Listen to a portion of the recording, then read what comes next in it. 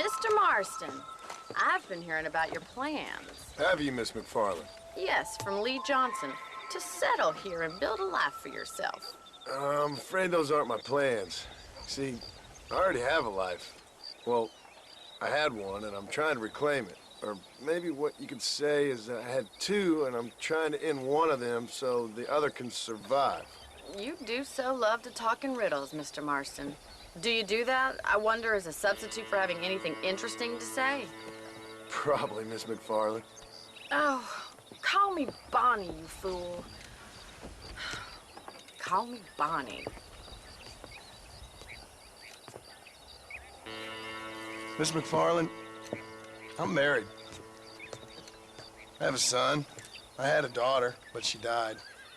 Years before that, I rode in a gang. We robbed banks, trains, held people ransom. We killed people we didn't like. Bill Williamson was in that gang. Now, if I don't capture my former brother in arms, great harm will befall my family. Now, I don't suppose any of this is very interesting to you, but I hope it explains why I wasn't so eager to talk about it. No, I do understand. I had no idea. You poor man. Even in this new country, memories don't really fade. My father was an illiterate Scot born on the boat into New York. He never saw his homeland, but to hear him talk about it, you'd imagine he only ever ate haggis and wore a kilt. And he hated the English for what they had done to his great-grandparents that he'd never met. People don't forget. Nothing gets forgiven. That's true, especially when it comes to money.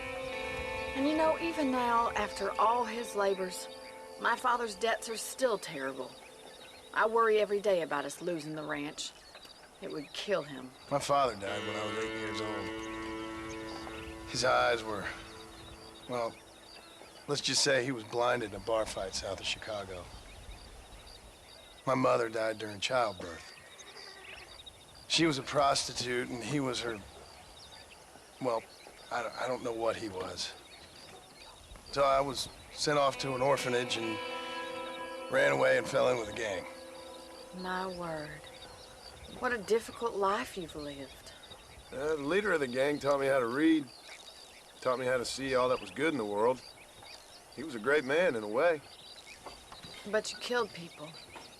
Sure. And I've suffered for it. And that's the life I left, or tried to leave. Said too much, Bonnie. I'm an uneducated killer, sent here to do all I can do well.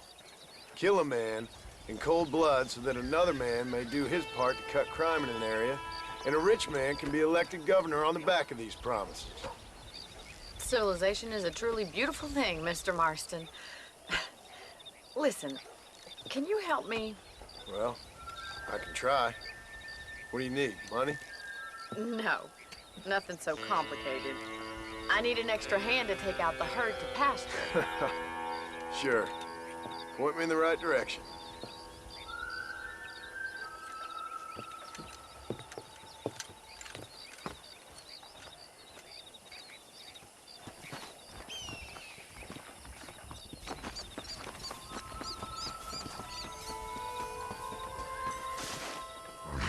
Right. Are you ready to learn how to herd some cows? Let's go! Come on, easy up now. Giddy up! Control that horse, will you? Thank you for telling me all that back there. It must have been hard for you. I hope you understand now why I've been playing my cards somewhat close to my chest. I didn't know you had a wife and child. Then again, I don't think I ever asked. They're lucky to have a man like you.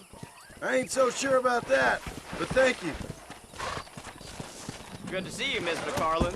How are you today? Easy now.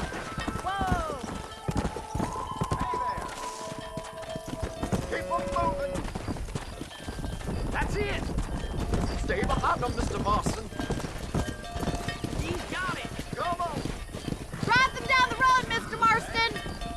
Yeah.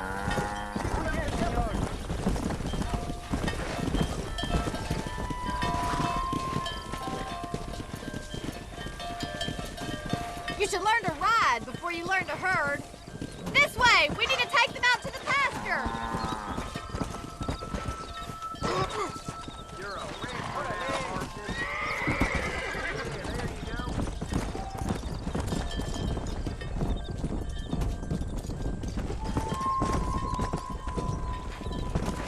Come on!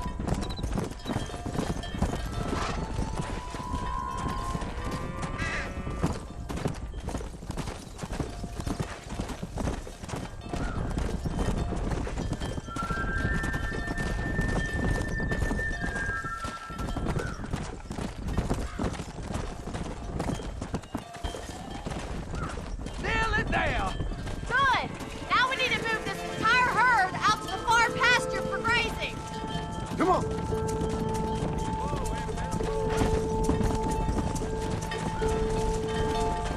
Whoa there! I wouldn't say you're a natural herder. Let's go!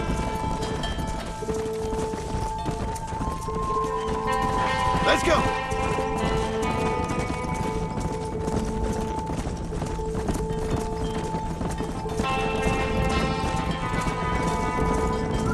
Come on!